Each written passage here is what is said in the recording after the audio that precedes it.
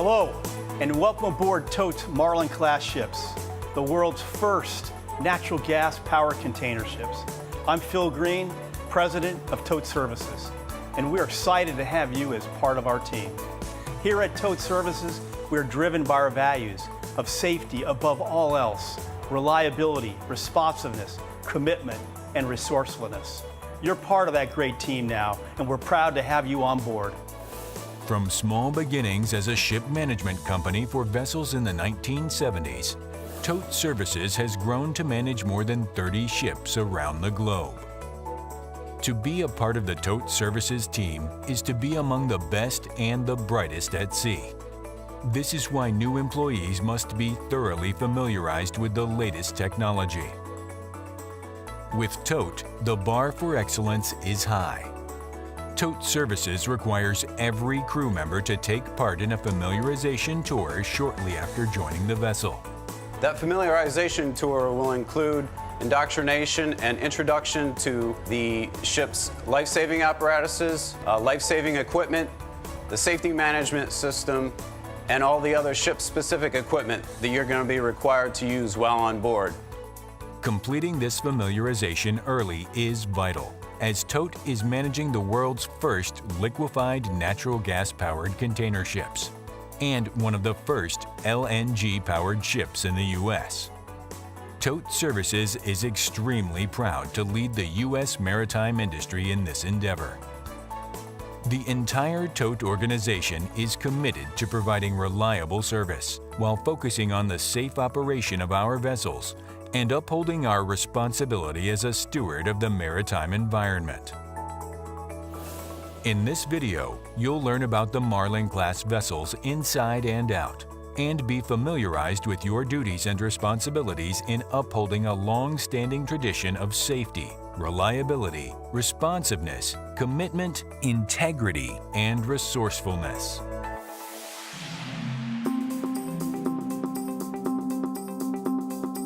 Safety is everyone's responsibility. It's only through the dedication and commitment of all Tote Services personnel that these standards of excellence are met. A heightened awareness and a clear, thorough understanding of your responsibilities is always vital, but especially during your initial time aboard. This video is intended to provide every crew member with an orientation to the ship and its safety systems. When you first report aboard, you will check in with the AB on watch at the gangway. The AB's job is to confirm your arrival and notify the captain you are aboard. The AB should direct you to the captain's office in order to begin the sign-on process. After you put your bags in your room, your department head will issue PPE to you, and then you can begin your departmental familiarization tour. Appropriate work clothes and PPE are required at all times while on duty. Tote Services will supply all the PPE you are required to use, except for steel-toed safety shoes, for which you will be reimbursed.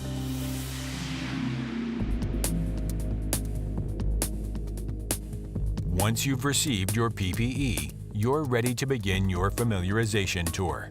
The shipboard familiarization for new personnel is conducted on a departmental level and covers a number of topics, including emergency muster locations, lifeboat station duties, portable fire extinguisher guidelines, ventilation shutdown procedures. You'll then be shown the vessel's emergency gear lockers. You'll also be shown the station bill, which details the steps crew must take in the event of an emergency. The station bill is posted on the bridge, in the engine room, in the emergency gear lockers, and on every deck that has berthing on it. It is your responsibility to familiarize yourself with the station bill. The station bill explains the different alarm signals and what each of them mean.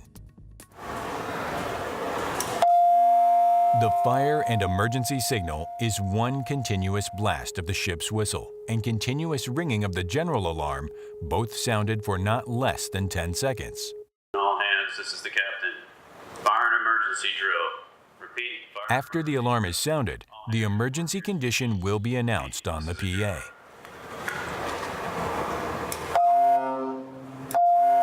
The abandoned ship signal is more than 6 short blasts, followed by 1 long blast of the ship's whistle, and the same on the general alarm. Abandoned ship will be announced on the PA immediately after the signal is given. Drill. Abandoned ship drill. All hands report to your stations. Repeat, this is a drill. You will also be instructed how to utilize the manual pull boxes in the event of a fire. During the familiarization tour, you will be shown the location of the different survival craft aboard the vessel, should it ever be necessary to abandon ship. When the abandoned ship signal is sounded, all crew members should get their life jackets, immersion suits, and hard hats, then report to their abandoned ship station and await the captain's orders. The capacity of each lifeboat is 30 people. Should the lifeboat be unable to operate, there are a total of 6 life rafts available, 3 on the port side and 3 on the starboard side. Out of each set of 3, 1 life raft is located on the main deck forward, 1 on the port side, and 1 on the starboard side. The life rafts that are located on the main deck forward are certified for 6 people each, and the remaining 4 life rafts are certified for 16 people each.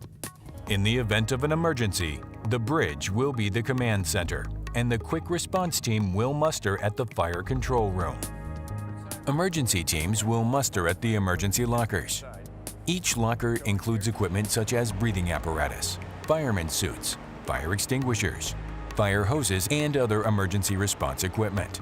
It is your responsibility to know what equipment is there and how to utilize it. The cryogenic response equipment is kept in the fire control room and is needed in the event of an LNG spill.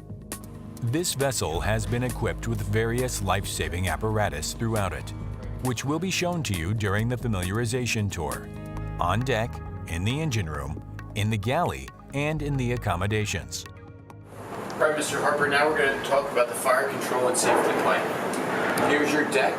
You can look where our fire... The ship's fire plan provides a detailed map of where the life-saving equipment and apparatuses are located, including life rafts, life rings, pyrotechnics, EPIRBs, SARTs, fire extinguishers, ventilation closures, and all other firefighting equipment. Fire plans are located throughout the vessel, including in the engine room, where the threat of a fire is especially dangerous. You will also be shown what to do in the event of a fire in the galley, which is equipped with a wet chemical system for the deep fat fryer, stovetop, and grill. Both service windows for the galley are equipped with roll-down fire shutters, which are designed to automatically close in the event of a fire. The galley is also fitted with a fire blanket. In the event of an emergency, it is important to know the proper exit and escape routes. These will be pointed out during your familiarization tour. You will be shown the location of first aid kits, the ship's hospital, and resuscitation equipment, including the automated external defibrillator, or AED. Life jackets and immersion suits are located throughout the vessel, on the bridge, in the engine room, in every stateroom, and at various emergency locations. You will be shown all of the different locations during your familiarization. The instruction on how to don an immersion suit is an important part of your familiarization. You will have 2 minutes in which to don your suit correctly. Your familiarization tour will also include an overview of the engine room, including the location of the phones and appropriate directories, tote services lockout-tagout system, emergency procedures and equipment in the event of a fire, and the location of the emergency shutdown device. Your familiarization will also include many of the critical signs and signals on board. Lastly, your familiarization tour will introduce you to the different security levels and procedures on board. It is important to always be aware of the vessel's security level. During your familiarization, you will learn the added security responsibilities that go along with increased security threats.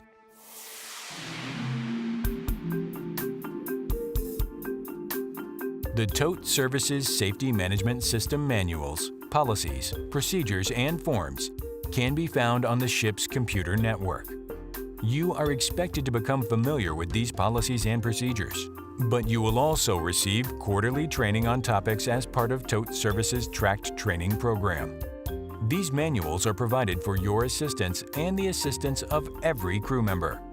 Specific Tote Services policies that are posted and you need to become familiar with are the Ethics Policy, the SQE Policy, Drug and Alcohol Policy, Anti-Harassment Policy, Communication Policy, Garbage Management Policy, and the policy regarding the DPA.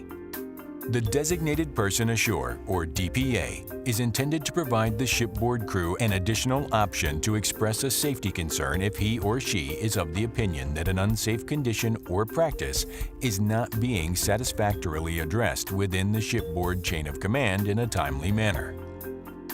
The Designated Person acts as a liaison between the President and vessel crews on matters of safety and environmental protection.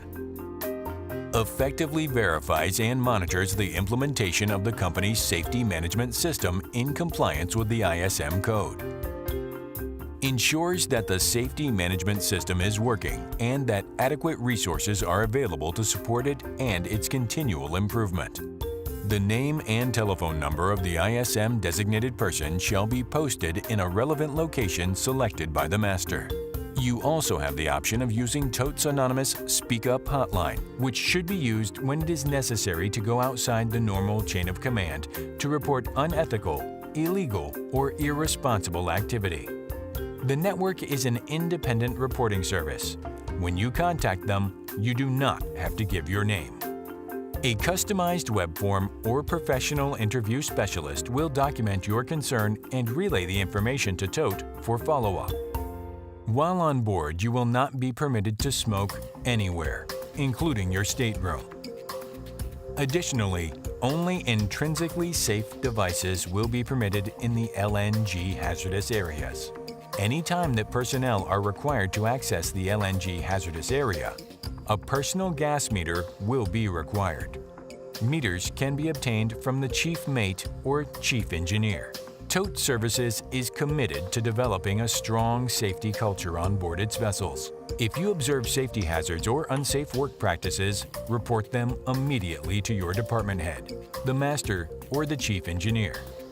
If you don't know what to do, ask questions. If you think someone is endangering himself or herself or the ship, speak up. Look after other crew members, and they will look after you. Your familiarization is now complete. You will be asked to sign the indoctrination log for your department, along with the person who gave you the indoctrination. Remember to ask questions. Don't take any unnecessary chances, and watch out for yourself and your shipmates. As a member of the Marlin crew, you are part of a team hoping to set a new standard in the shipping business in the United States Merchant Marine and around the world. We're excited to have you as part of the Tote team and Tote family. Welcome aboard and good luck.